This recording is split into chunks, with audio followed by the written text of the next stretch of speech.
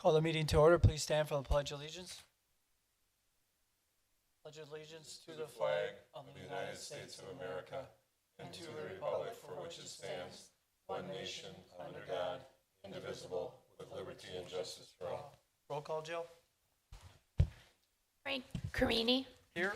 Mark Verhalen. He's on vacation. Kelly Gannier. Here. Mike Dudzik. Here. Cheryl Sterniglia. Here. Meredith Whitman. She's also on vacation. Brianna Ellen Kaiser. Here. Good evening, everyone. Thank you for attending the August 11th meeting. Right to the consent agenda. I do need approval of the agenda. Need a motion. Let's move to approve the agenda, the consent agenda. Ellen Kaiser second. Any discussion? Mike, you have the floor. No discussion. All in favor say aye at approval of the agenda. Aye. Opposed say nay. Motion's passed.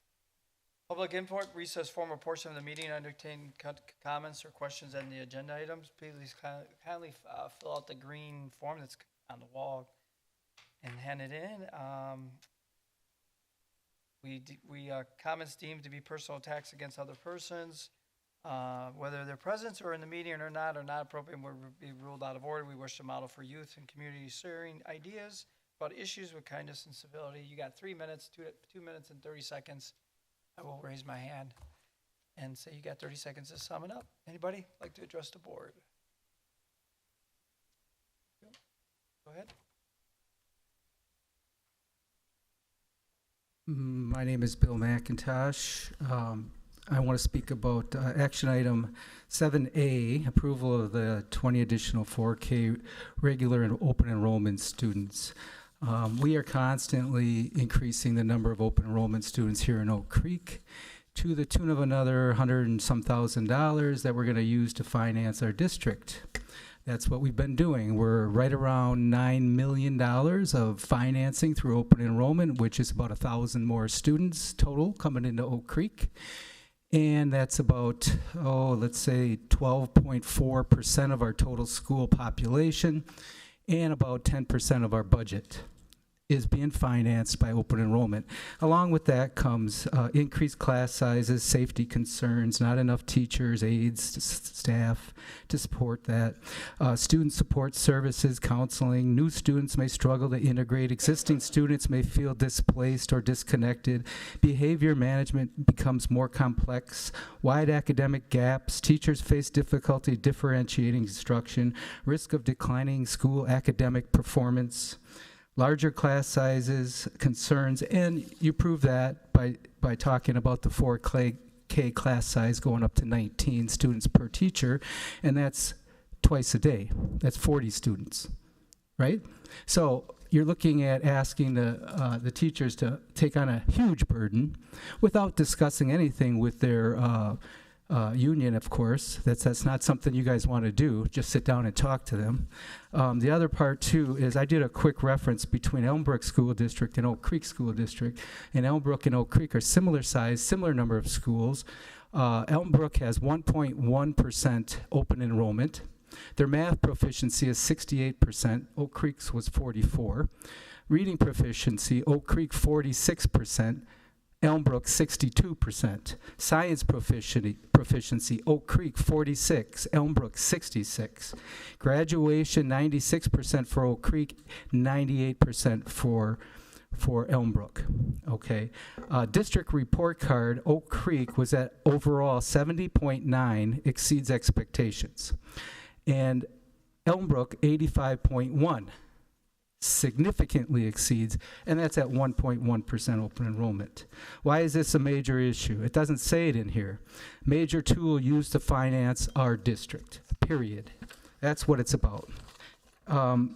Then, what I'd like to talk about quickly is the first reading of the school board policies. There were questions brought to the board about questions from the board members, and we were told and promised that there would be a committee set up, and that didn't happen. Okay, so, we kind of expect that. But one of the questions, 3 minutes is all. it says 28 seconds. here it says 0. Right. I don't know if I'm not seeing it right. Well, it says 28. Go ahead. All right. I'm almost finished here. It says a board member asked about policy 142. Should there be a number of missed meetings per year that could result in someone being removed? And of course, no changes. We have one person up here who's on vacation every month. The president tells us every month he's on vacation. He gets paid to be here and he's on vacation. Board member behavior and communication, I would suggest for everybody to read the conflict of interest. We've talked about this all year last year, and nothing's been done. And according to this, read what NOLA says and how you put this all at risk by what you're letting the president of the school board do. That's your call. Okay, it's over with. Anybody else like to address the board? Approval of consent agenda. Need a motion?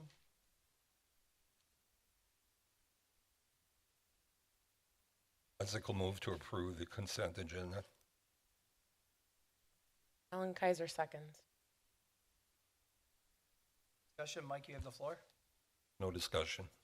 Anybody else comments? Okay. Reinstate the approval consent agenda. All in favor say aye. Aye.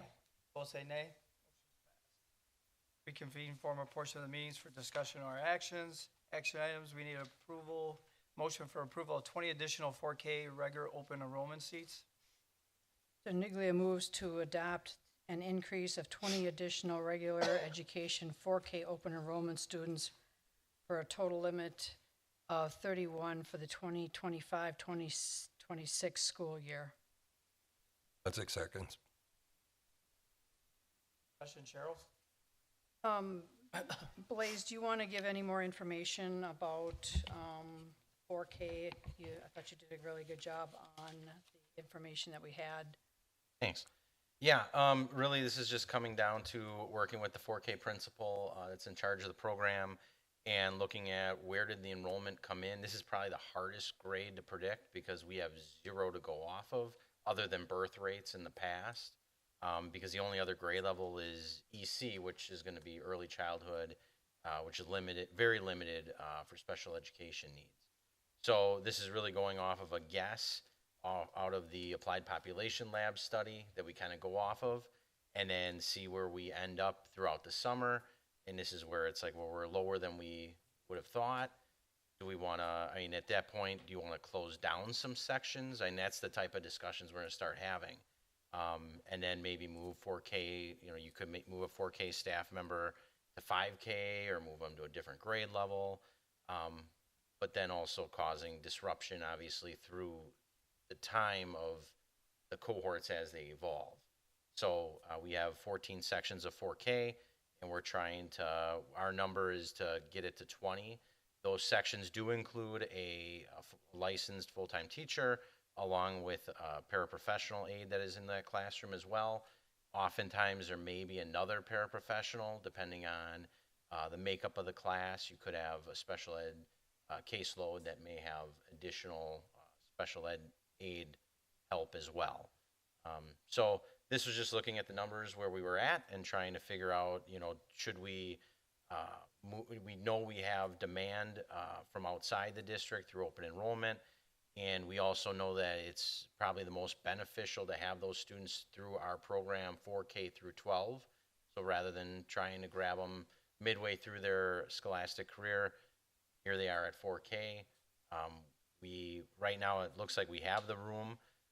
In fact, we have 50 seats we're leaving open for residential growth over the next 20 days. So we'll see if that materializes or not. I would assume it will. Again, I'm working with the 4K principal that does this every year, so she knows not to get too nervous if it's low at this point.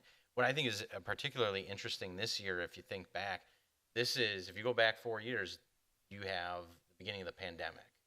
So it's going to be really interesting to see how that has impacted, because it's going to materialize this year in the 4K numbers.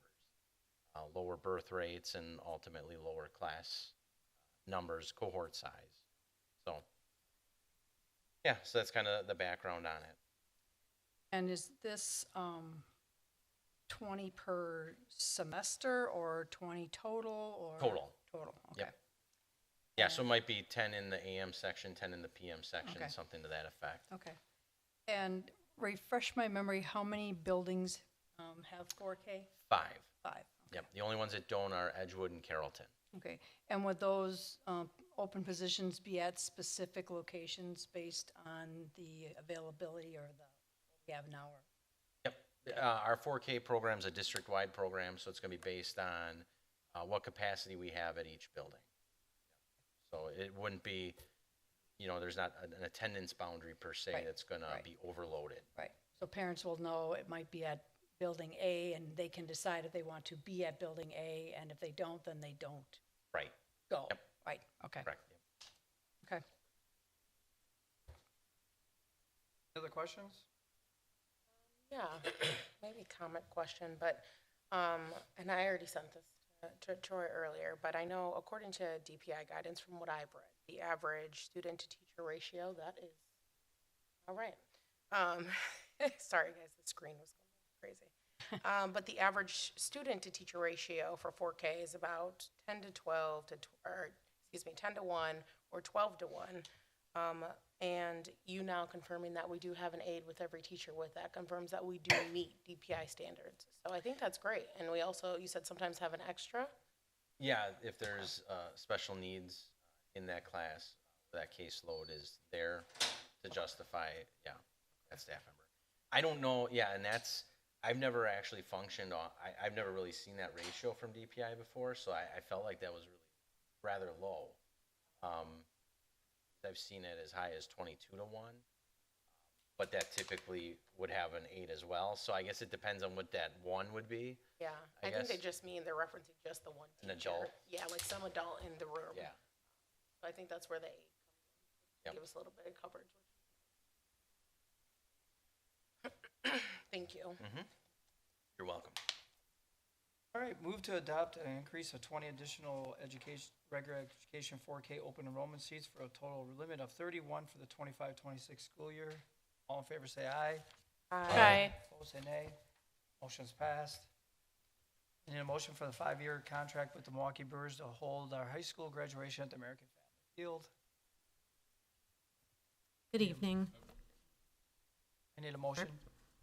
Mr. Nigley will move to approve the 5-year contract with American Family Field for the total contracted amount of $177,650,000, which will be budgeted at annual increments. Dudzik seconds. Question, Cheryl? You have the floor. I think this is, I've been involved with this for a long, long time. I was involved when it was at different locations, and by far, AmFam Field is by far the best location we have ever had. I know it looks like it's a lot of money, but it's unbelievable. It really does. It's worth the money. But what I would like to see is if we could get some kind of a breakdown, and you may not have it tonight, so I'm certainly not, I don't want to put you on the spot, but at some point, if we could get a breakdown as to what the costs are. I know students pay extra for tickets that they buy and things of that nature. Those kinds of costs, if we could get an idea of what those are and how that makes up for this yearly cost. I can give you, Okay. the sales total for this past year was $30,060. Okay, And the rent for AmFam was $31,578. So the net cost of the district was about $1,500.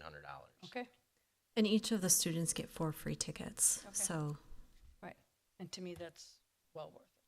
I mean, Not every year's like that. Some years, and I just have the last 3, right. anywhere from, $5,700 is the net cost at the high end. 1,500 was. Yeah, they've held the price increase across the contract length. So it's pretty reasonable in terms of, I think, anyway.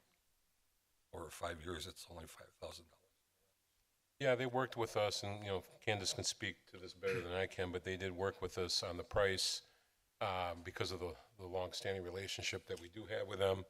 And they did share, correct me if I'm wrong, that if you're a new school coming into this, that they would look at charging them about $47,000. Right. All right. Move to approve the 5-year contract, American Family Field. Did she have, I'm just here for questions. okay.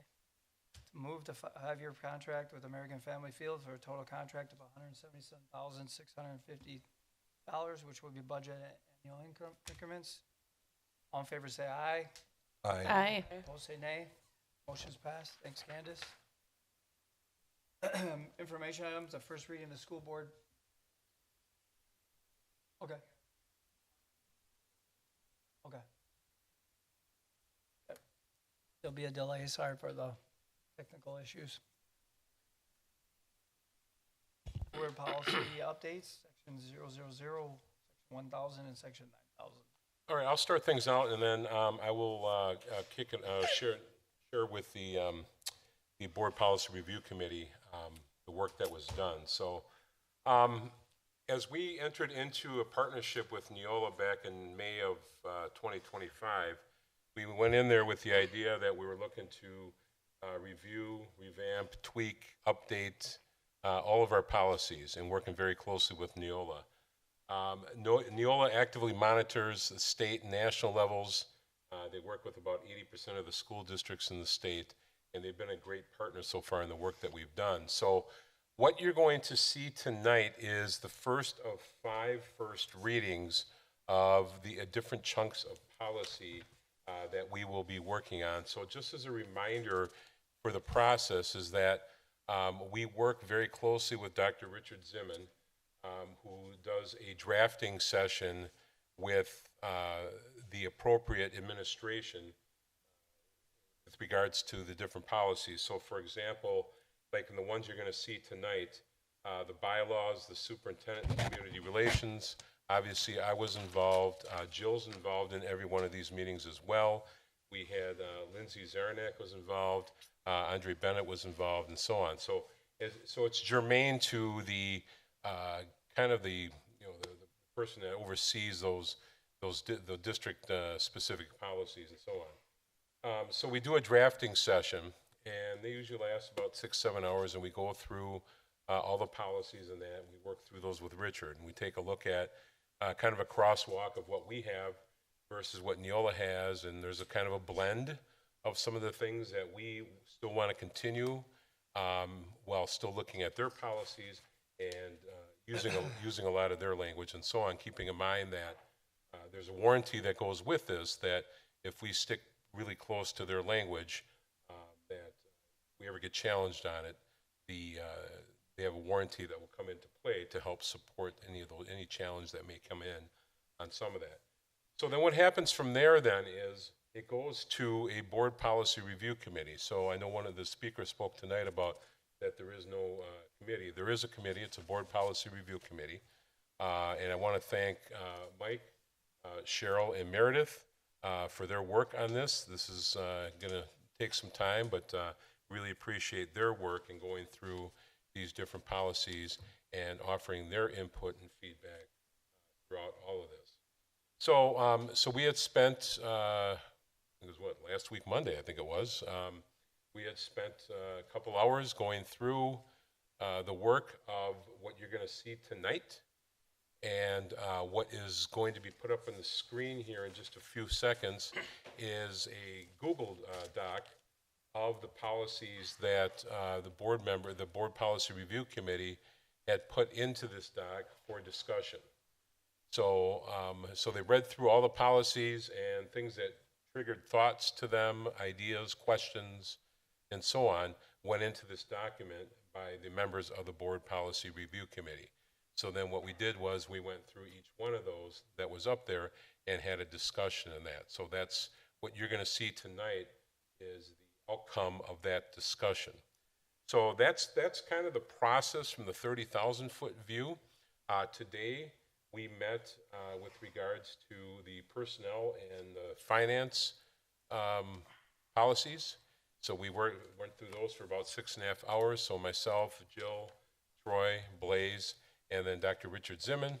And then on September 9th, We will go through the process again with the Board Policy Review Committee.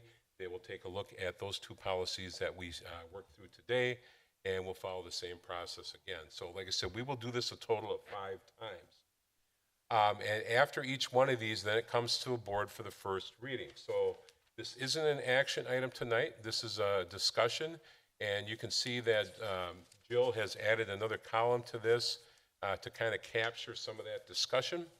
And then in January, the last board meeting in January of 2026, we will have the second reading and then the approval of the entire policy manual. So again, we will do that 5 times, and then January of 2026 will be the final approval of that policy manual.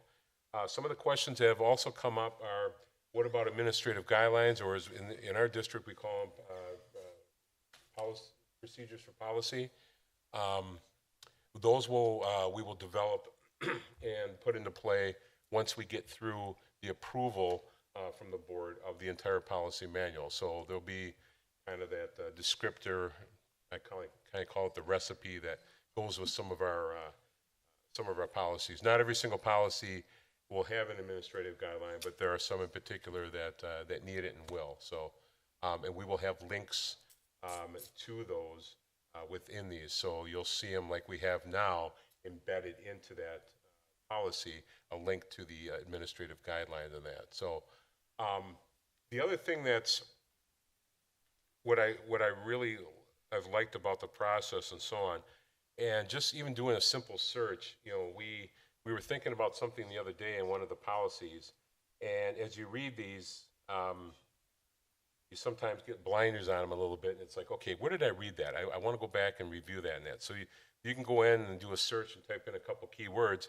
and it'll pull up a policy or policies that those words might be in there and that. So that's also a very nice feature for the work that we're doing with regards to it. Because like I said, we're conceivably looking at upwards of maybe 400 different policies in all the different sections that we do have. So, but I've been excited about it. It's been long work, but it's been good work, and we've learned a lot in going through some of this as well. So, so what we're going to do tonight, in just a few moments, I'm going to turn things over to Mike Dudzik, who is the chair of the Board Policy Review Committee, and then also Cheryl's in attendance tonight, and we're going to go through and take a look at the policies that are listed that are up on the screen.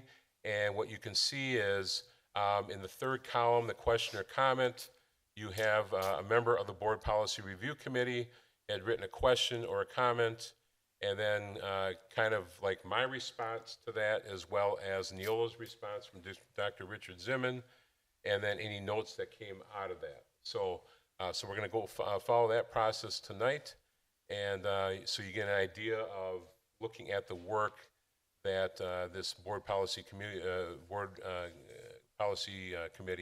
Review Policy Committee has been working on. So I think I've captured it. So I'm going to turn things over to Mike at this point to kind of lead it off.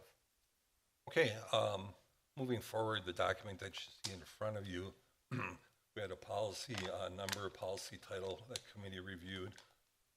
Question or comment in that particular column, who the board member was, or what board members brought this for the discussion.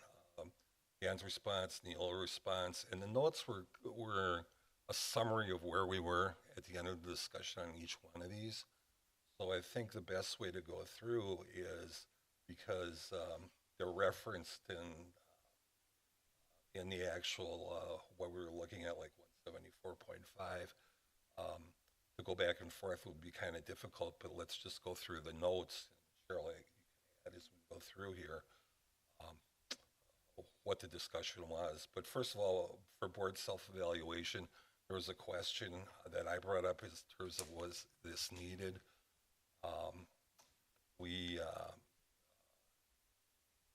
For different reasons, I felt that the voters, you know, would evaluate in terms of at election time what the performance of the board was, and I thought that have a self-evaluation wasn't very productive. After we went through the discussion, Meredith brought up, well, how about if we compromise on something in terms of moving forward in the notes and change it to a meeting of a board vision for the next year or for the coming years in terms of where we wanted to go instead of an actual board evaluation. And the time frame was, it would be the first meeting in September every year. Okay, next. Or any questions? Yeah, we're going to talk about that in September. Yeah, If we're going to do something like that. yeah, correct. Okay, can you scroll up, please? So basically, Joe, We can jump in anytime on these, yes. Mike? Yes, Okay. yes. Yeah, I'd rather do it policy Yeah. by policy or whatever, just Right, real yes, quickly. good, So right, just to yeah. capture this, that for Jill, as Jill's taking notes, that this will come back to the board in a discussion. Go back up again. I agree with your comments, Mike. Board evaluation, self-evaluation, didn't do anything for me. I mean, I agree with Mayor's comments. Vision, maybe Cliff Notes side of it, yeah. The electors are the ones that make the choice. And if I can then add my points in, is that elections are only done on people every third year, so not everybody has an election every year. So, and I think that's where Meredith came up with the idea of looking at it as a visioning opportunity. So I thought that was a great compromise that we could use to look at that we could still do somewhat of an evaluation of where we're going as a board and how we melt and how we work together on our goals for the district. And so that's why we thought we could talk about this in September.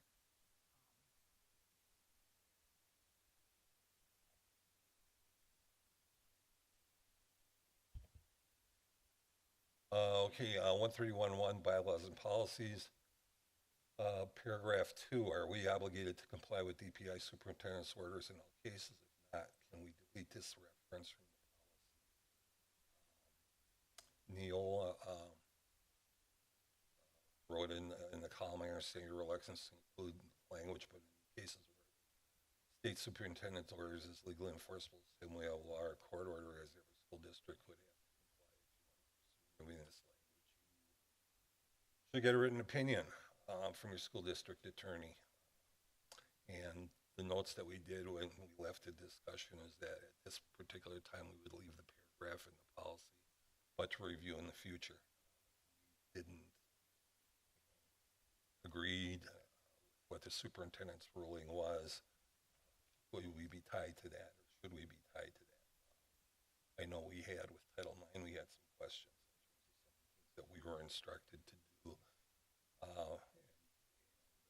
With change in administration, there was a different directive from that standpoint, and the federal direction versus what DPI direction were at odds, really.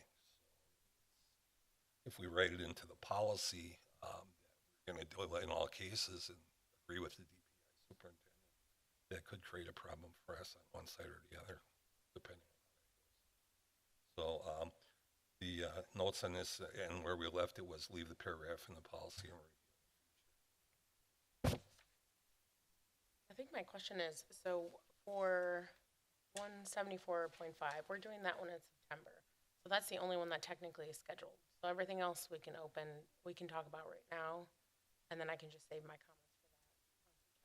Or is there set dates for all of these policies? It's just that one that we're coming back to? There's a few others. All Yeah, through a couple September. more Okay, as yeah. we go through Okay. this, yes. All right. Thank you. Okay, sure. 11:10. I mean, yeah, if you have specific comments now about what we're discussing here, we'd like to hear them. Right, yes. Oh, okay. Well, then I will go back to the first one. I'm sorry. I do agree with Cheryl, more so Meredith's of like, we can reframe it. I think there was a lot of negativity that came behind the board evaluation, just naming it that way. So I think reframing as a vision and going over our goals is very important. I think most districts do that and most organizations do that. So I don't see why us as a board, we also don't do that. So I just feel like it's a good thing to review ourselves. And yes, with every 3 years, someone does get elected. I mean, that's their, they get elected and they have that time frame. But it's always good to go over our goals. I do like the vision version of that. Anything else on 131.1 that any board member has?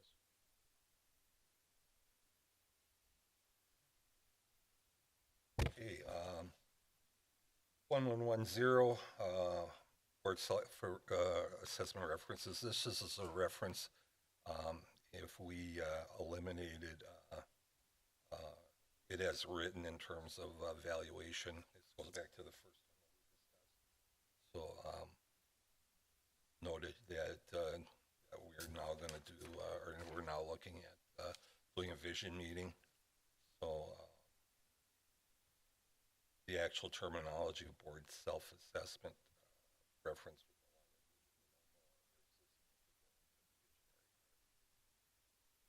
Depending.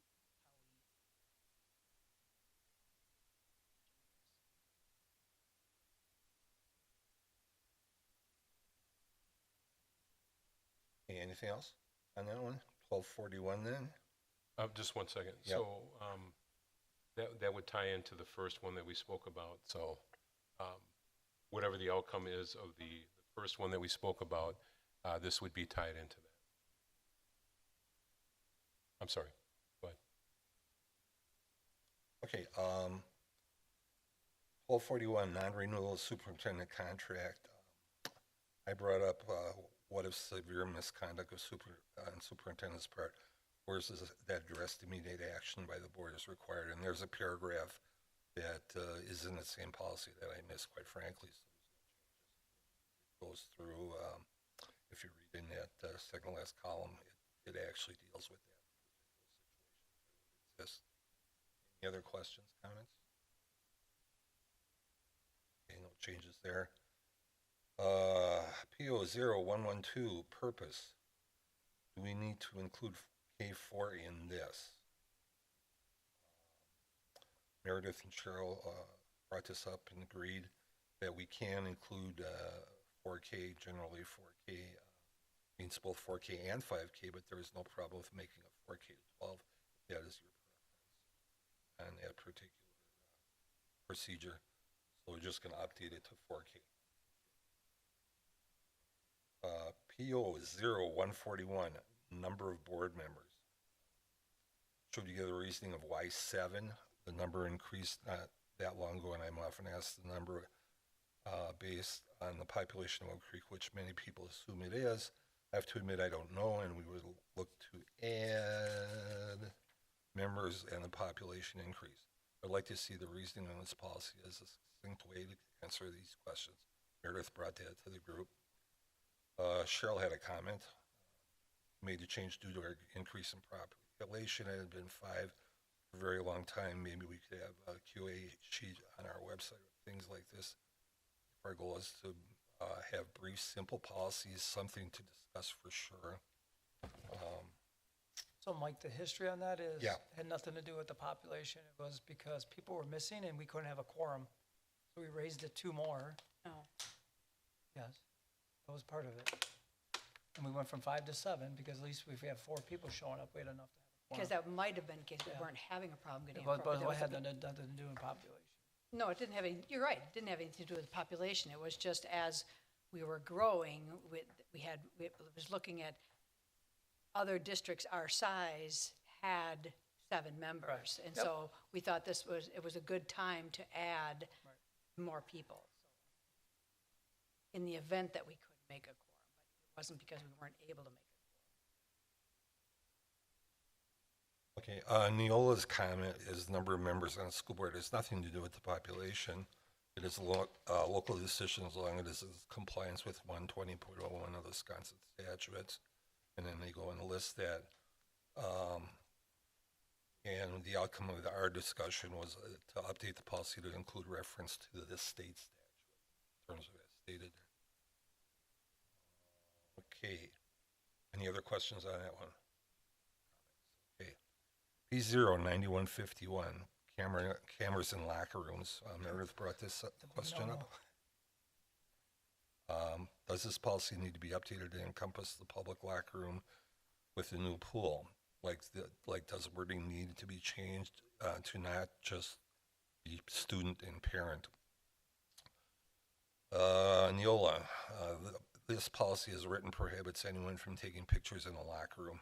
And then it goes through the actual policy. And Neola said, I'm uncertain what additional language you are thinking about as we went through this. And what Neola's provided, we decided to make no changes on this. Okay. Any questions on that? Okay. P0141.1, student reps on board. Cheryl brought this up. We want to include meeting with superintendent on Friday or Monday before a meeting as in our current policy. I'd like to see some more involvement by our reps. In the past, they could actually present to us periodically, but I realize this is not a policy issue unless we choose to make it a policy issue. Dan said we can discuss, which we're doing right now. This is a local, according to Neola, this is a local issue for Dan to address.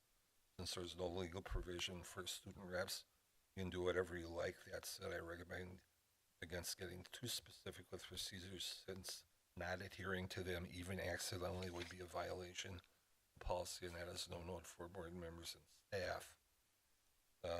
Outcome of the discussion, add as an information item to the first meeting in September. We thought it would be good to have the reps that are here be part of the conversation. And how they would like to be more involved, or less involved, or whatever. So, and there's actually a really good article just came out in the latest edition of the School Board magazine about the use of student reps on your board. So that might give us some good information too. But just thought we could take a look. When they first came on, they were a little bit more involved than they are currently, and so maybe we can just, find ways to increase that or get their feedback on it. Me personally, I don't think we need another meeting. I mean, if they want to enter, they can say something at the board meeting that is as is, but.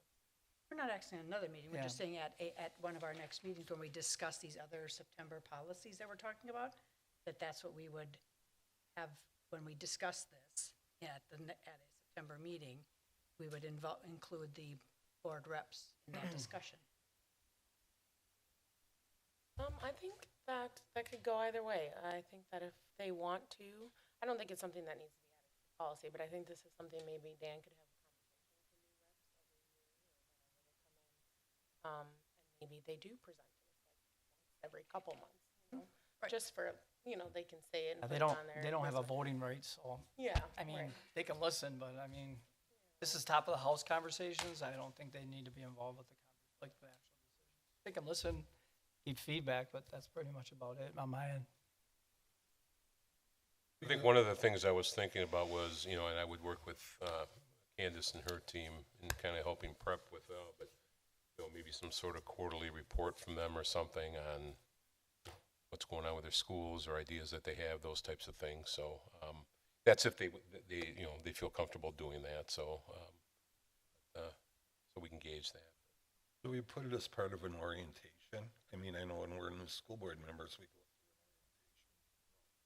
I could, Yes, no, I don't know. if the board is okay with this, instead of making this an information item at a board meeting, I could work with Candace and speak with them and have a meeting with them and get a feel for what they think, and then bring that back to the full board That's a good point. if the Find board out is, what- if the what board is their okay with impression that. of their role is. Right. Could add it to your Friday update also, Yeah. to be honest with you. Okay. Yeah, right. I don't need before the meeting, we find an update. I would say I agree. I don't want to give them more work, right? They're Right. already busy and they have lives outside of this, right? And this is a big role just for them to show Right. up and learn. Be stressed So if out. they're comfortable with it. I don't think it needs to be a policy change. That's too official, like Neola said, but I would say if they're agreeable to it and they want to take that on, that's a great learning opportunity. Yeah, I think that if there's an avenue to make it valuable to them, like what does that look like? You know, I think that's important. You know, so I don't think it, like you said, I don't think it needs to be a policy, but I think that to make this position more valuable, what definition is that to them instead of just a box that they're checking coming here every Monday, you know? You could look at the time of the year too, if there's something happening at the time of the year as part of maybe reporting hours. Yeah. So, Yeah. But I'll work with them and I'll bring it back to the board. Okay. Maybe towards the latter part of September, early October, let them get the school year started. So. Okay, any other discussion on this? No? Okay. PO 0142-2, qualifications. Cheryl brought this up. Do we need a definition for school elector? I know it seems picky, but I would like to be, it would be nice if it's spelled out, or is this for our QA list?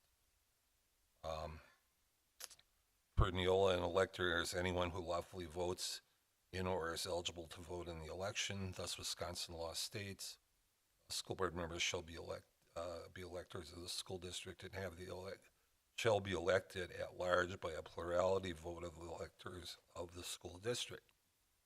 If you decide you'd like a definition, then I'd use the one from 6.02 on Wisconsin statutes. Every U.S. citizen age 18 or older who has resided in an election district or ward for 28 consecutive days before any election where the citizen offers a vote is an eligible elector. Better yet, perhaps, as I'm forwarding this suggestion to Neola attorneys for revision, henceforth known as the OCF clause, add addition of elector. I mean, and the notes are every U.S. citizen age 18 or older has resided in an election district for or ward for 28 consecutive days before any election where the citizen offers to vote is an eligible elector. So talking about that. Okay, yeah. We good? Any other discussion? Okay. Okay, moving on. PO 0142.5, vacancies. Should there be a number of missed meetings per year that would result in someone being removed from the board? That's Cheryl's suggestion. What number are you suggesting? Dan said, and after we discussed it, we decided no changes in terms of adding that, because it's really, again, up to the voters. If they feel that their representative isn't doing, isn't in any capacity doing what's expected, then they can take care of it by voting that person out of office, replacing him or her later on. And plus, and I feel this way too, it opens up the possibility of politicking in this. If you set something up and you don't know what a medical situation is, or what's causing an absence from that particular standpoint, to restrict the person or kick them off the board or anything like that is just without knowing and setting that up. I just don't think that's right. I really don't. I think it's up to the voters in terms of their particular representative, how they view that, how they view those absences. To put a number on it and for the board to decide, I just think is wrong. It's wrong. I agree. I think we had that in the past. Something happens or there's something in individuals' lives which has happened in the past. Conversation with the superintendent, president to have that conversation and then determine if they're going to terminate their, their term, or they're going to wait to the end, but whatever's best for the candidate. So would you suggest that? No board member has the power, should have the power to tell the other board member to resign. No, I wasn't suggesting that they have, So- no, I wasn't suggesting that somebody a board member have the power to tell another board member that they have to resign. I was saying that there was a number that could lead to the board president making that decision. If you're saying that at a certain number, then the board president has a conversation, then maybe that should be in there somewhere. Right now, it's not. I know how it is. I don't think, I reiterate, and I feel very strongly about this, that the board should not make that decision, that it's up to the voters.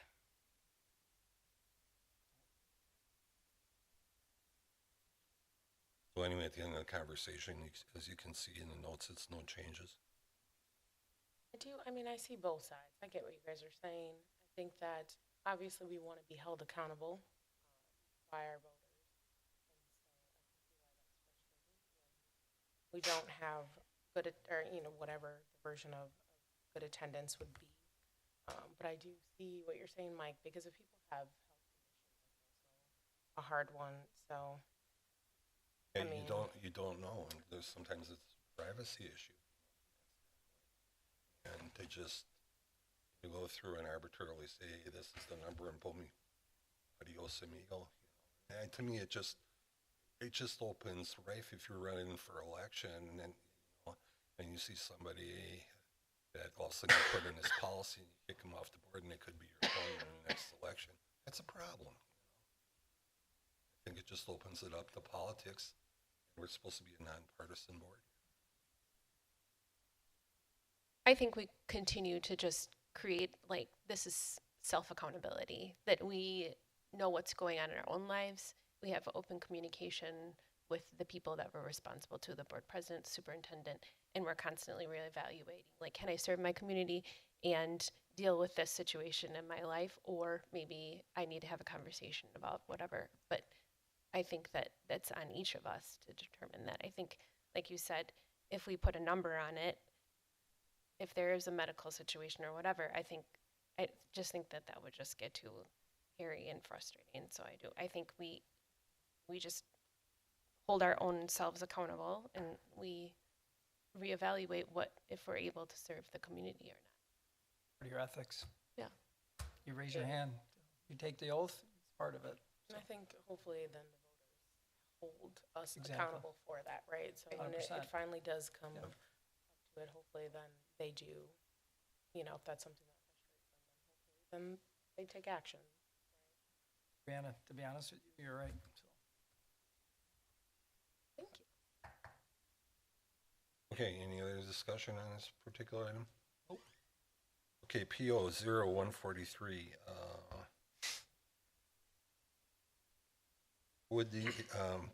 This is Cheryl. Would these requests be done in an executive session because we may be asking for info that is exempt from the general public? Second question is, if public asks for open records requests, can the board see the results of those requests? After we went through it, the notes were that we recommended changes. But anyway, open the floor here for discussion. Me, I just think it's a lot of extra work for Dan and the staff, executive staff. You're talking about money, right? But I'm fine how it is. That's Dan's job to go through all that executive sessions or additional executive team to figure that out. I don't think we need to see every records request because our meetings would be like 10 hours long. So that's Dan's job, executive staff. To do, if it's one of us individually to have that conversation, or if it has to be the whole board, he'll bring it up. That's his responsibility. And one thing we got to be really careful on, and this Blaze brought up in the last meeting, and that we're looking at a significant possible property tax increase. Correct me if I'm wrong. No, I think it was. No additional. Right, exactly. Yeah, so we were looking at a potential, I think it was 6%, a little bit. That's huge. And my point is, we got to control the labor. Like was mentioned last meeting, we got to sharpen our pencil, and we got to control every cost. And if you're going to be adding labor, you're going to be adding cost, and that just so somebody's got to pay for that. So we have to be careful in terms of what we do.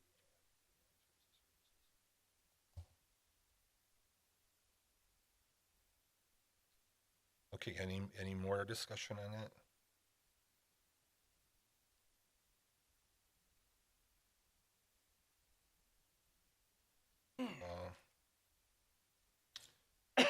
Uh, 144.5 and 144.3 board member behavioral communication.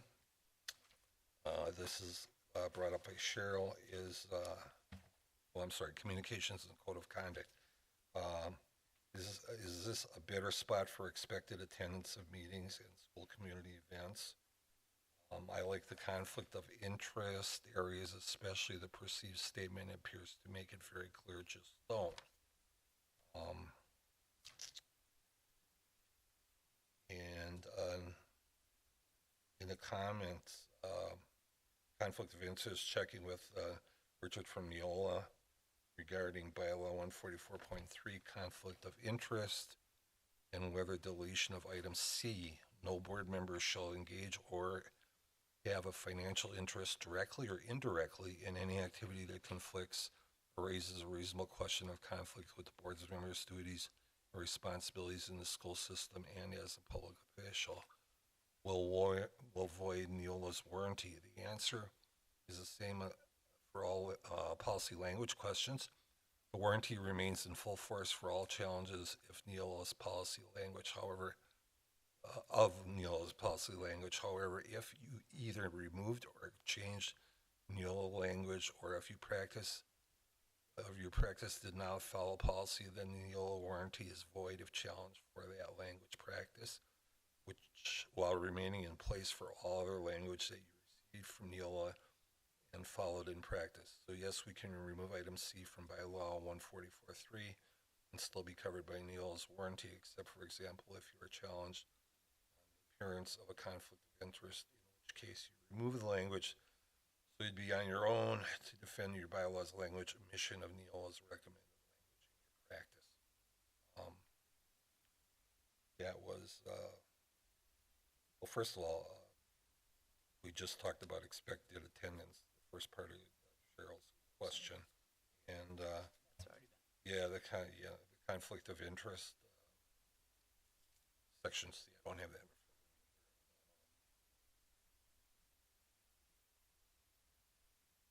The conflict of interest, it was, do we or don't we remove letter C? But, yeah, didn't letter C have reference to what the perception question? I don't know, we'd have to look. Says no board member shall engage in or have a financial interest directly or indirectly in any activity that conflicts or raises a reasonable question of conflict with board members' duties and responsibilities in the school system or as a public officer.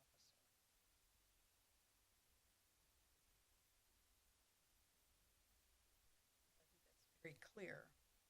Okay. I don't think we should remove that. And there was some question about should it be removed.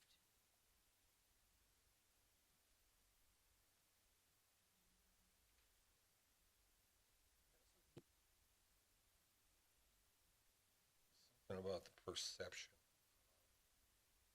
If I remember right, I don't necessarily want to speak for Mike, but I know part of the conversation during that time is what's a reasonable question? Who would determine what a reasonable question would be? If I remember, that's how the conversation going.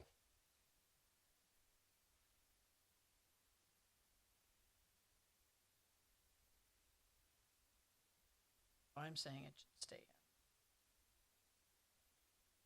Talk about item C. Yeah. But yeah, that would be my question. Who determines that? Correct. To me, I mean, It's go pretty ahead, Colin. vague. Go ahead. Yeah, I found it Yeah, now. It is pretty extremely vague. vague. The question was, my interpretation of what may be a conflict of interest, in terms of perception, may be different than anybody here, Right. And we thought that it was, you're exactly right, Kelly. My question on it was, who determines that? And by what criteria is that determined in terms of that perception? I think that, as we've learned from the past, right, everyone's perception is obviously different. And when it came down to conflicts, like policy continued to be brought up, that's where legal came in and said, no, we're covered or we're not covered. So I think the perception can come up, right? Someone can ask the question. So I do think that we need to keep it because they need to be comfortable with saying, hey, I think this is conflicting. But also, the person that we always went to, not only with the board, but also is this really truly a conflict of interest, right? So if it's the verbiage or the words are too broad, then maybe narrow them down a little bit. Are we being specific? What would it look like if I we think did? that that's it. I think that you say like board members should individually self-disclose areas of potential conflict of interest to school board attorney and superintendent to be determined if they are actual conflict of interest. Agree with Kelly on that. It's part of the ethics, taking the oath.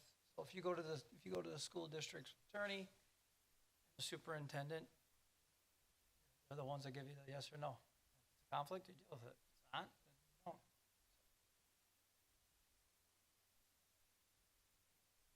I mean, and you put it on the individual, like the school board member will self-disclose areas of potential conflict of interest to school board attorney and superintendent. To understand that, I think that's the only reason that's questionable is not everyone self-discloses, right? So where would the accountability be if someone was like, this seems like a conflict of interest? And I think that's when it would come back, right? So I think the expectation, like you said, is of ethics is that we do self-disclose.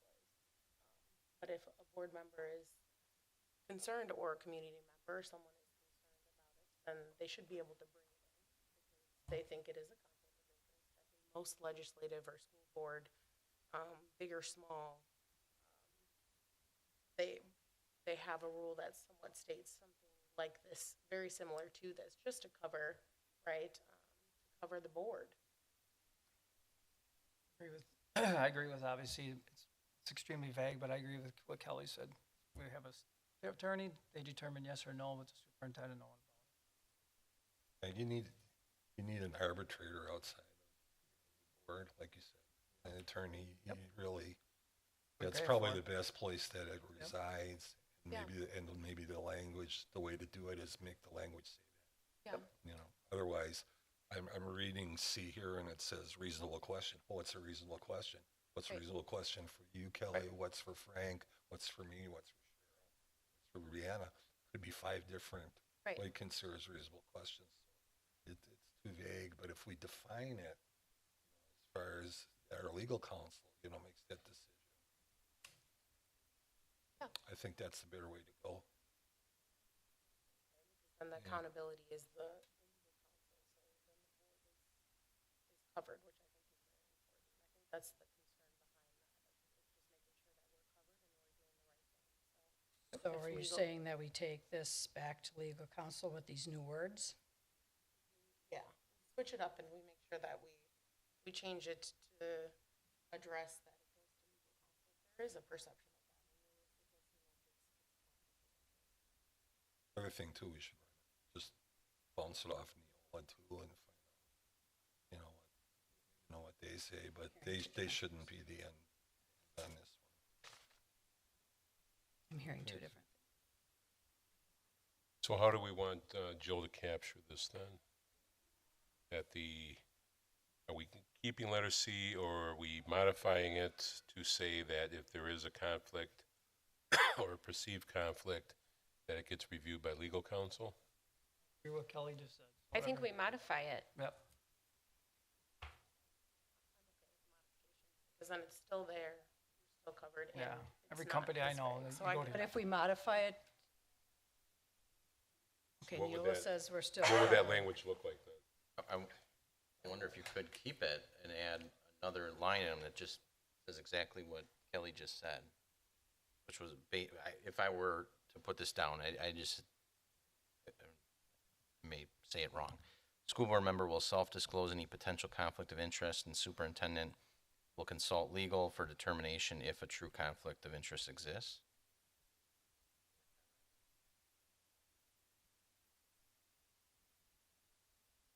I'll give that to you. Well, I guess I wonder, does Neola need to look at that again, or no? Yeah, we would pass this Okay. on To to pass it Neola, back on to them. and then I would report back to the board Okay.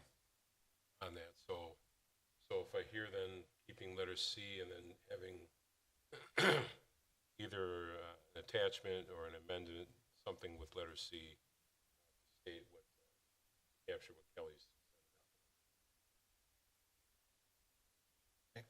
discussion? Okay, PO 0145, Board Anti-Harassment. This is brought up by Cheryl. What is the use of lawful products off district premises example? And we decided to make no changes with regard to that. I just needed, I couldn't remember again when I was looking at this earlier today. What was the, Dan, can you just give me a definition again of what was, example of what were lawful products off district premises? What were examples of those? I think we were talking like, alcohol or Oh, yeah, yeah, tobacco, yeah. Thank those you, types of thank you, things. thank you. If I remember right. Yeah, I'm looking at it. Thank you. Basically, it says the board will vigorously enforce its prohibition against harassment based on race, color, national origin, age, sex, pregnancy, creed or religion, genetic information, handicap or disability, marital status, citizenship status, veteran status, military status, ancestry, arrest record, conviction record, use or non-use of lawful products off district's premises during non-working hours, and so on. So I think we were just defining that, if they out at a restaurant, having dinner and having a cocktail or something like Okay. Okay, moving on. that. PO, I'm sorry, so no changes then, correct? we're correct, no changes. PO 0164 meetings. Should the verbiage for posting notice say district office, city hall, since the vast majority of meetings are at city hall? Then when paid media and then what paid media do we use? Is this just paper media or does it include digital paper too? We decided no changes regarding to that. Wasn't a lot of discussion on that. Anything else? Okay. P00166 agenda. Again, this was from Cheryl. Getting the agenda materials 5 days before would be wonderful. Currently, we get it late on Thursday, which makes it very challenging to review and ask any questions in time for Monday's meeting. I just want to verify that this new day is accurate. And Dan answered, the agenda is available starting at 3 p.m. on Thursday. What are you suggesting was his question? Wednesday as the 5 days prior to the meeting. And in the notes, we decided to bring it to the full board for further discussion Wednesday or Thursday at 3 p.m. if Thursday needs to change to 4 days in the policy. I don't know if we really made a decision. We didn't because we were discussing and, you and Meredith said that Thursday wasn't necessarily a real challenge for you to get it. I said sometimes Thursdays are difficult because it only gives us one day really to ask any questions, and then it's challenging in summer because the district is closed on Fridays, so it makes it challenging if we have any questions to get information. And then I think that's when the discussion was, well, should we bring it back and see what the whole board has to say and get their input on it? So that's what we're doing. My input on this is keep it on Thursday. It's my personal opinion on this, but if you have questions, bring it on Monday's school board meeting. You ask questions then. If you have individual ones, you can email them. I'm sure Dan or whoever executive team you're reaching out to will answer them, but I know Fridays they're closed, but they still answer their emails. I mean, the current situation works for me. Yeah, it's always been the 72-hour rule, and so I'm fine with it. So the policy states 5 days prior to the day of the board meeting. So if we were to keep it on Thursday, we would have to make one slight change to 4 days. Yeah. That's all I was saying is that Yep. in the policy said 5, which when I counted back was Wednesday. Which That's what I would prefer, but if so whatever we're gonna do, I don't care, just make sure the policy matches what we're actually doing. So what is, 4 days. 4 days. Okay. I mean, honestly, I could go either way. Of course, more days for me to read through this is nice, but I also am like, that's okay. I don't want to make people have more work with a shorter period, so I'm Yeah, sometimes we forget about the front end, which I'll put in it together. So, yeah. it takes time. I know, I just don't want to be, I get it. I know, but- Sometimes I also forget questions, as Troy learned today, and so did Blaze, sorry. And so I asked and I have to, and it's gotten addressed to me, so that's why I don't want to have it be addressed, because I've asked questions late. Okay. Okay, moving on. PO 01673. Again from Cheryl, public comment. Stating address. In light of today's safety issues, I think people are uncomfortable stating their address. Maybe we can just ask that they state if they are a resident of the district. Under rules, no donating of time to others. We are going to stick to commenting only on agenda items. This would be new. I am not against it necessarily. I can see the pros and cons. I would also like to see a statement here or in communication as to who will be responsible for following up with questions they may ask during their 3 minutes, and to make sure the board is informed as to the follow-up. Dan answered, I think people should state their address as outlined in letter D. The public comment section continue to stick to no donating time and only speaking on agenda items. Notes where we left it was bring to the full board regarding stating address during public comments. And I from my perspective, I got to say that I agree with Cheryl from the standpoint of address and publishing it. In the environment that we live in today, you give some people that are, I'm sorry, just Looney Tunes, conduit in terms of finding a particular person. I know I've had to go to the police department twice during elections with bringing things that were mailed to my house that I had a concern is with fentanyl or something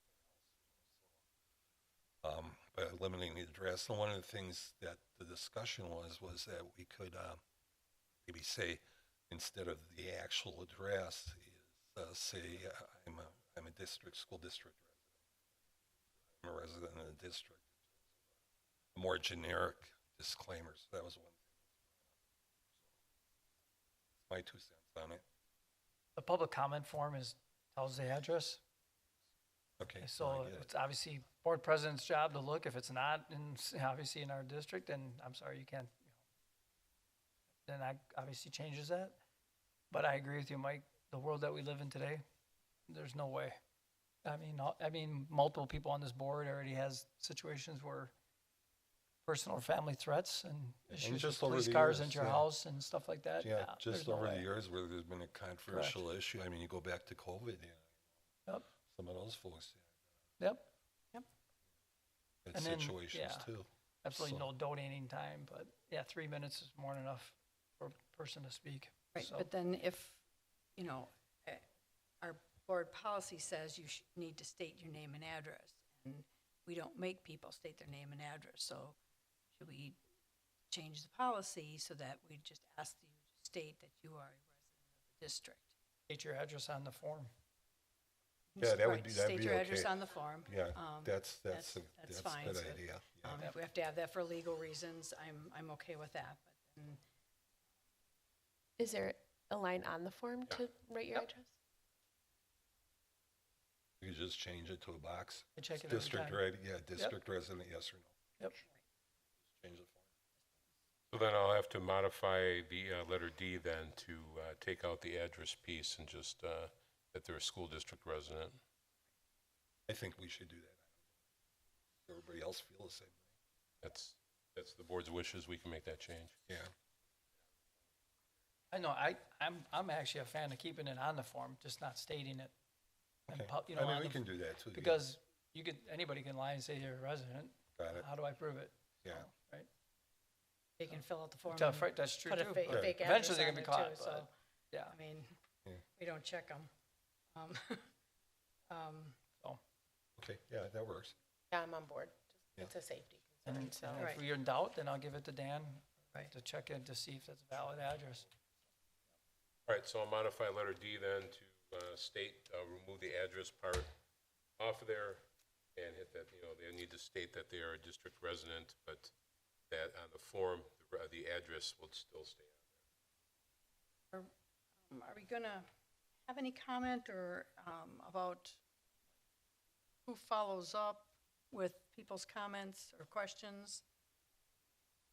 Is that gonna be part of a policy, or is that gonna be part of the procedure that's gonna be coming down the pike?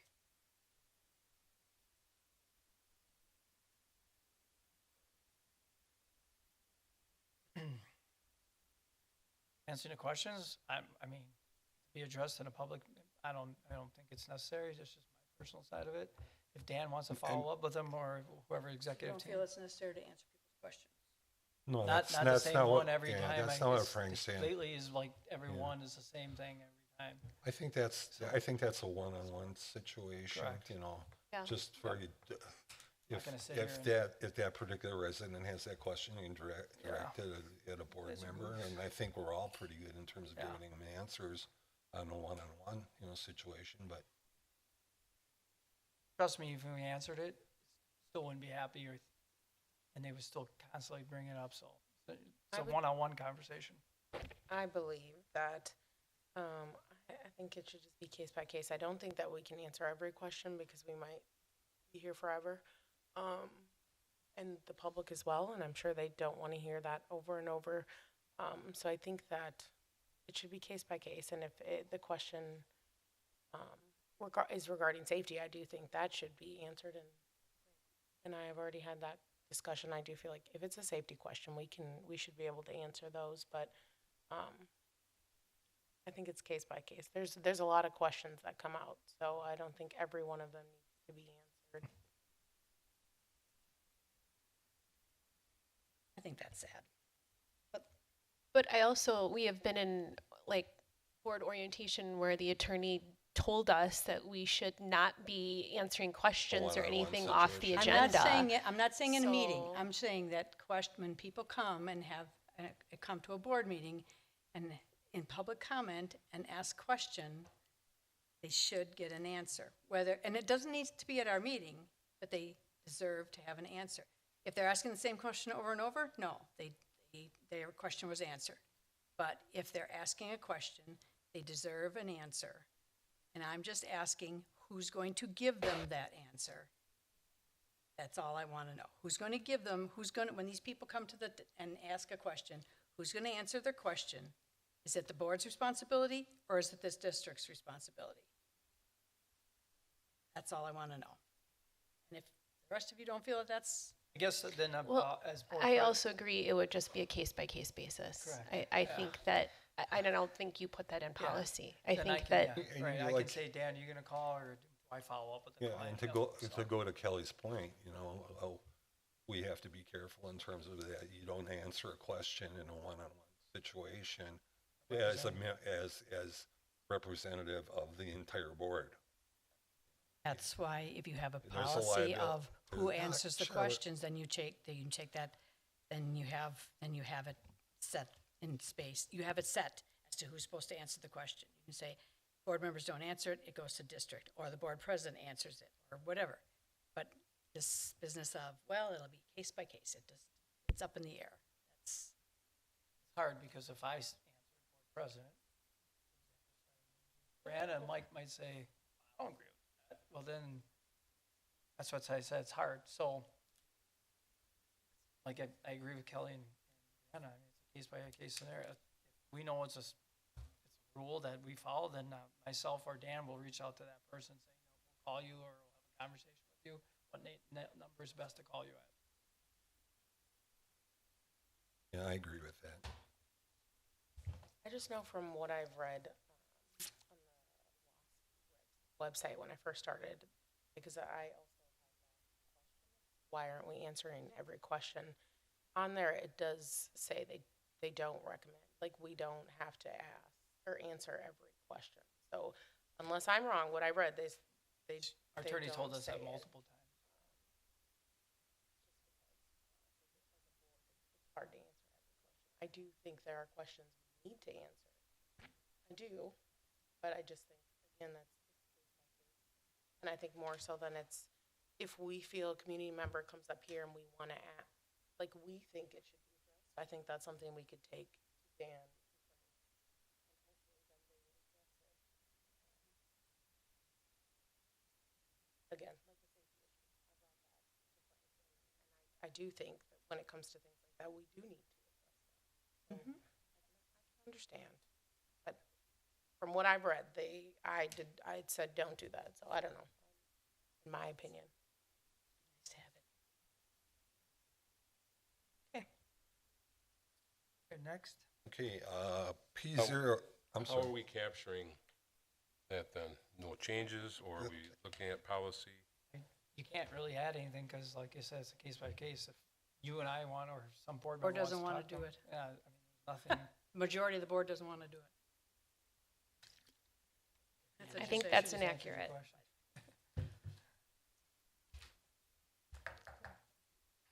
Okay, ready to move on? P00168.1, the minutes from Cheryl. Can a board member request to have the rationale for their vote listed in the minutes? Why is it not discussed? Why is not discussion listed in the minutes? How long do you want the minutes, I guess? Yeah, and But I vote, I mean, personally, I mean, it's my business. I don't have to put a rationale behind it. I will, if I want to add a rationale, I'll add it. And that's what I was, and But It I'm was not going to just- put that in a policy, Bill. yeah, who's gonna write the rationale Yeah. either, too? Who's gonna interpret Yeah. that rationale? my point, if I can make my point, and we've already discussed in the committee, and the committee voted to put no changes, which I'm fine with.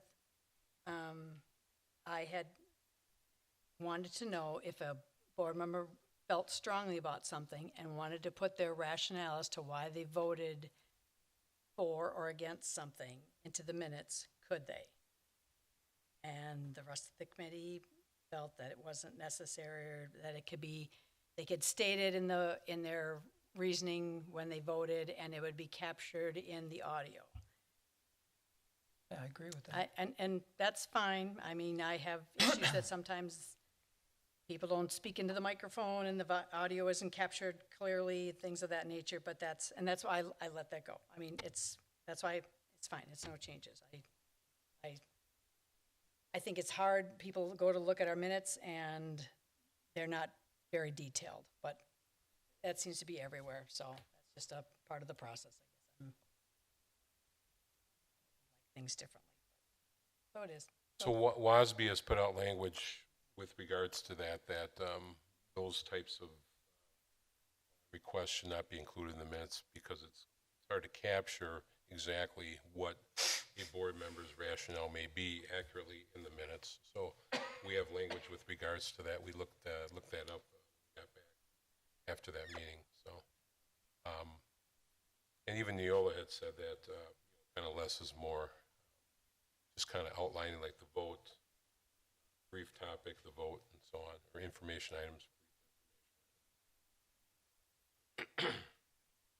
Okay, ready to move on? Okay. PO 0171.1, Board President. Keep all board members equally informed. This was from Cheryl. No changes in terms of after we had a discussion on that. Anything else on that from anybody? Okay, moving on. P00175, Association Memberships. OC-F is no longer part of the NSBA along with many other state groups. And put the term may is used, which clarifies it.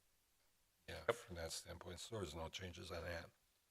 9120, Public Info Program. I would really like to see a little more meat on this one. This is from Cheryl. It is a little too vague. I'd like to see something about an easy navigate website, something about multi-language school websites as well as district websites, maybe being similar in navigation, or what social media sites we use. I'm open to an idea. I think that's where Dan then explained that there's, kind of like what he talked about earlier, that there's going to be more, that these are just very basic information and that there's going to be more, what was the term you used, Dan?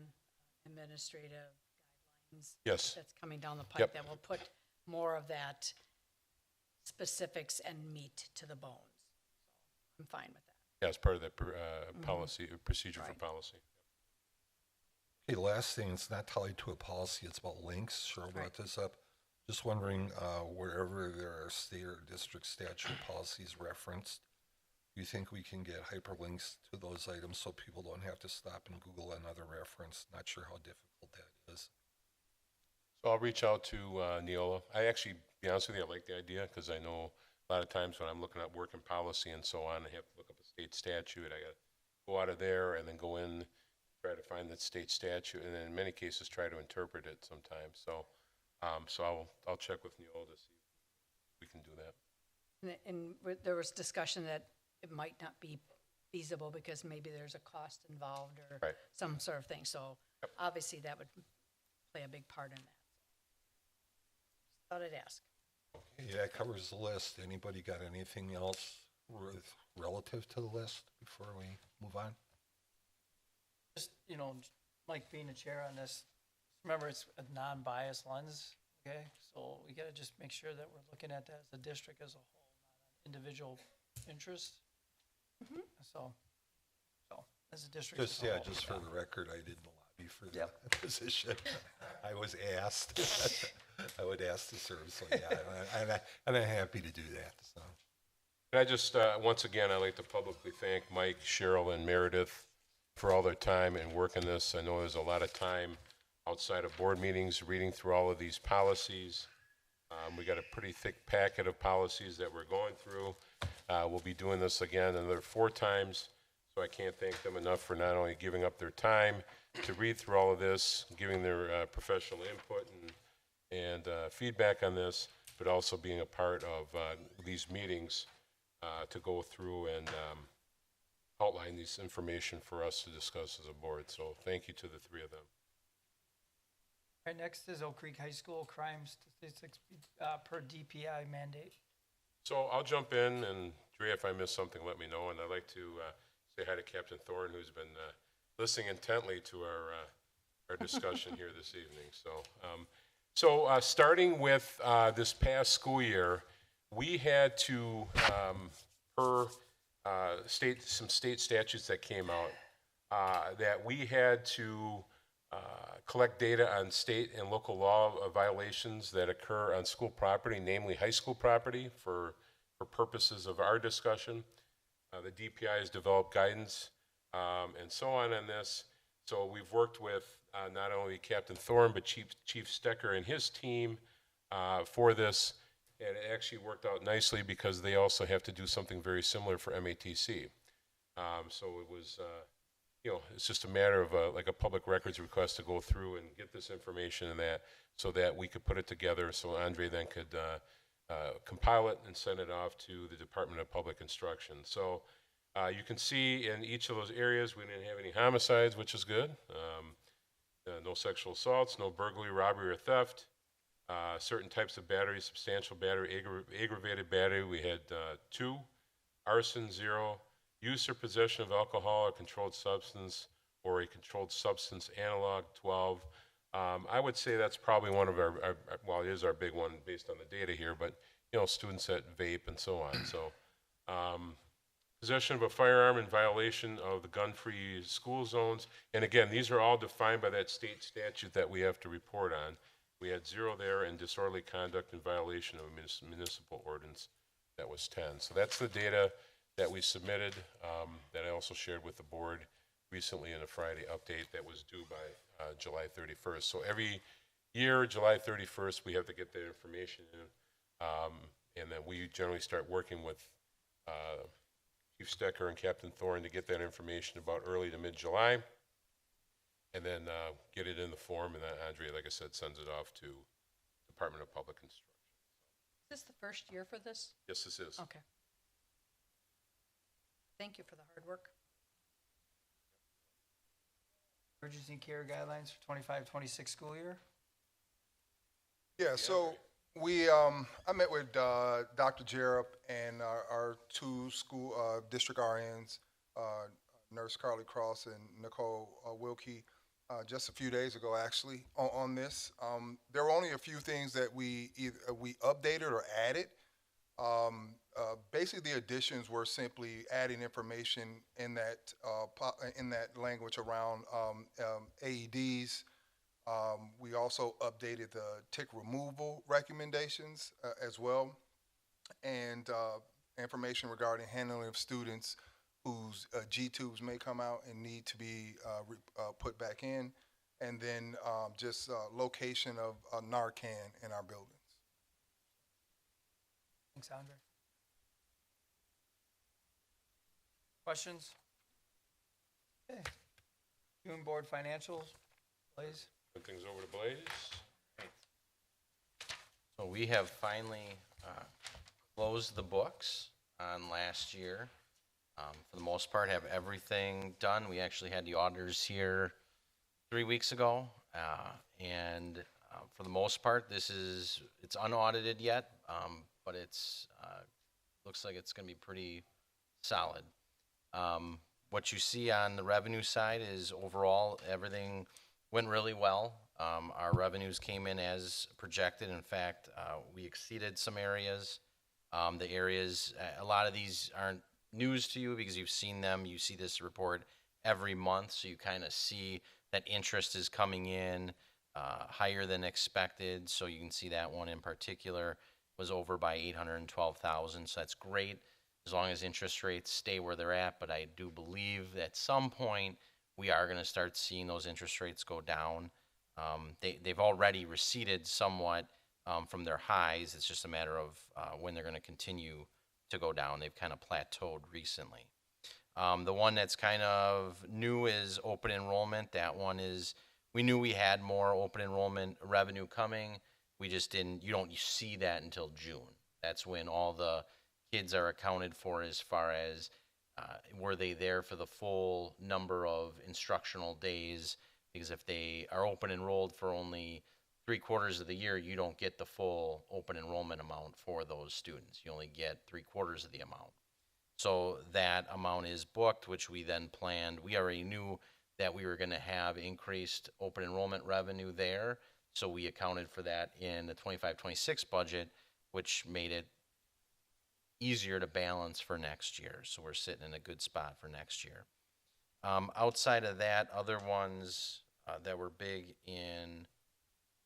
on the revenue side, if you look at Fund 27, you'd see that our transfer to Fund 27 from Fund 10 was lower than budgeted. However, I would mind you, it is still more than last year.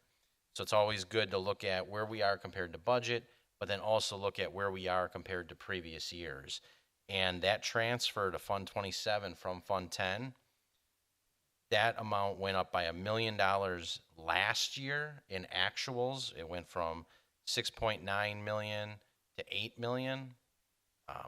Then it went up another 992,000 this year.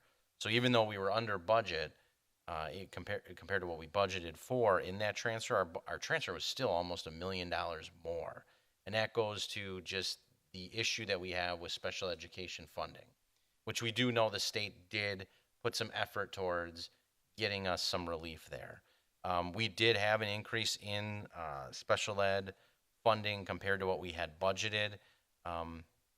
That was largely because we've been spending more. We've had a lot more staffing needs, be it aides or special ed teachers, that we're actually spending more. Well, when you spend more, you're going to get 30% back. So we're getting more aid, but it's only because we're spending more up front, which isn't an ideal situation. We'd prefer not to have to spend or adding positions. We'd rather kind of stabilize. So hopefully we're headed towards that direction. On the expense side, so revenue side overall, you can see we did really well compared to budget. On the expense side, salaries, Fund 10 salary, 99.89% expended. So I mean, you don't get much closer, and it's really good. Benefits, 93%. That is like, holy man, what happened? You're way under budget. And that's because of the nature of a self-funded health plan. So as luck would have it, we added about little over $1 million to self-funded health insurance. So that's actually sitting in our fund balance at the end of June, earmarked for the self-funding plan going into the following year. So the reason that that's not at 100% is because we did so well on self-funded health. So we have to take it when it's good, because we know we're going to have some years, and it's just inevitably where it's going to happen. And when it does, we're going to have some reserves to fall back on that are earmarked for that purpose. Utilities came in a little bit under budget. That's good. Transportation was over budget. So that's something I'm going to keep an eye on, try to look at. 25-26's budget has an increase built in, which will cover that, and then some. However, I don't know if we'll get, we'll see how we trend throughout this year. A lot of that is going to be dictated on routes, how many routes we have.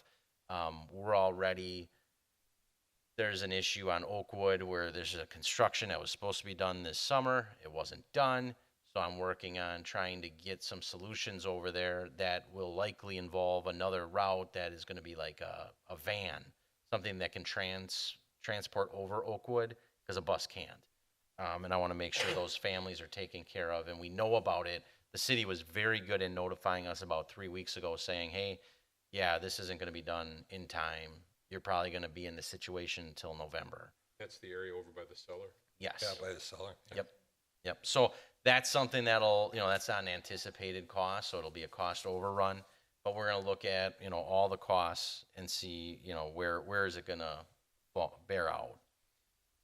Outside of that, in Fund 10, the other areas, purchase services went really well. What gets confusing here is site and departments have their budgets that are integrated through a lot of different objects. And if they don't spend their full budget, what I've done is I've allowed them to carry that budget over, the dollar amount over, but I do it in a transfer to Fund 46. That way, when they need something capital-wise, so for example, a classic example would be a playground. So they need a playground. It's like, well, how much do you have in your savings account that you kind of underspent previous years so that you can build up over time? And if they have the funding there, then it's going to make their job easier to save for those capital items. What it's going to do to my budget is it's going to create some weirdness, because I'm going to show that my transfers are over budget, but I'm going to have other objects that'll be under budget.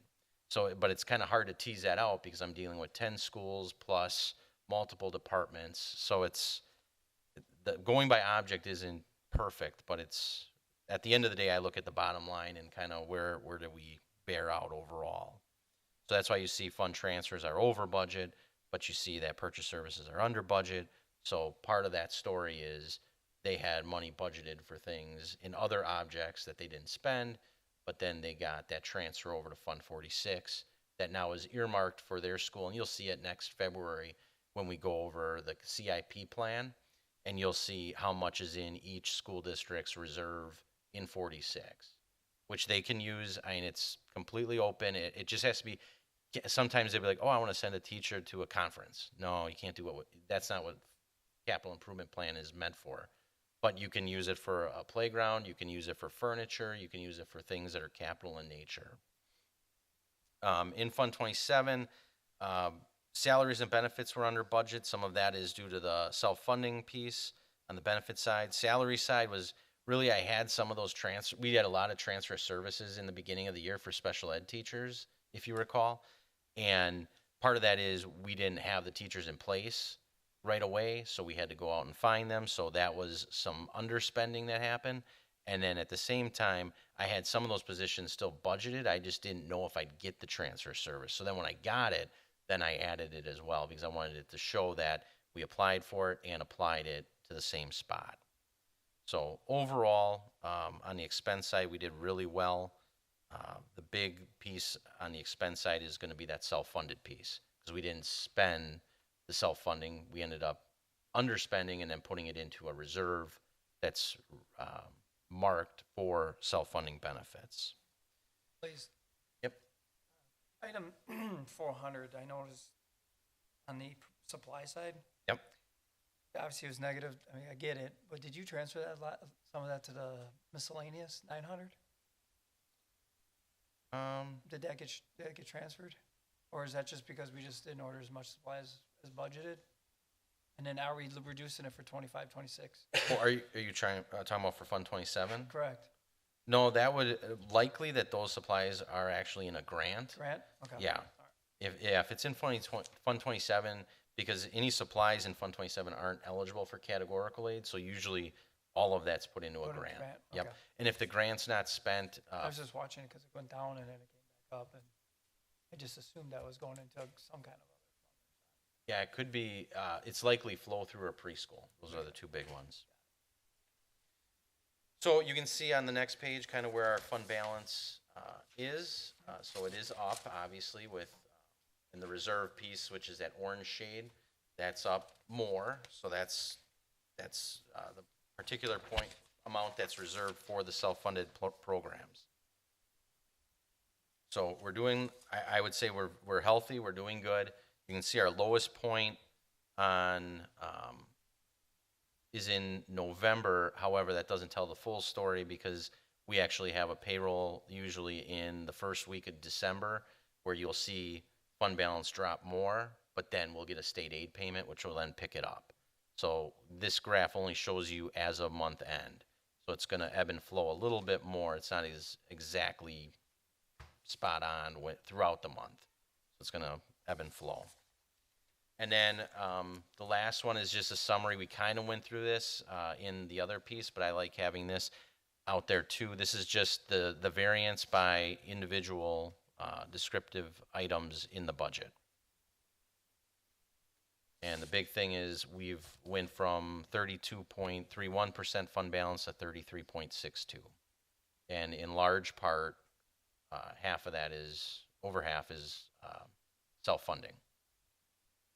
So good news on the self-funding piece. That's where we want to be. And now, now is where I'm talking to Troy about, watching where we're at, and actually looking at, are there ways that we can alleviate some pressure on staff with regards to benefits, but not on a permanent basis, because we don't want to spend the reserves because we know we're going to need them for when we have a bad year. But at the same time, we don't need to continue to build them up because we're at a good point right now.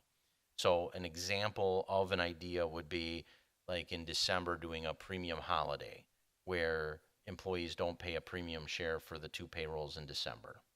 That would be equivalent to like $300 some for a family plan. Yeah. So we're looking at that and seeing how we can build that in because we don't think it would be a huge impact as long as we're at a healthy point. Thanks, Blade. Any other questions?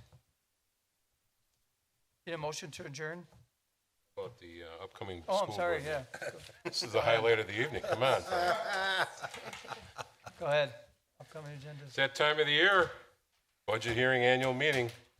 So August 25th, we have some action items. We'll probably have a personnel that we'll have to action items for. Then the budget hearing will begin at 6:30. It'll be the Blaze and Dan show. Then the annual meeting right after the budget hearing. And that will be at the Oak Creek Performing Arts and Education Center. And then September 8th, action items, consent agenda items this time of the year, the 66.0301 agreements for the 25-26 school year, the Southeastern Wisconsin School Alliance, South Shore Youth Apprenticeship, and Carl Perkins. So all those grants, information will be coming to you. And then information items, we will be bringing to you a proposal for naming the pool facility as well as the July financial report. And I'm anticipating this agenda will probably grow. So that's where we're at right now. Okay, need a motion to adjourn? So Neglia moves to adjourn. Nero second. Discussion, Cheryl? Nothing. Okay, all in favor say aye. Aye. Thank you, everyone. Have a good one.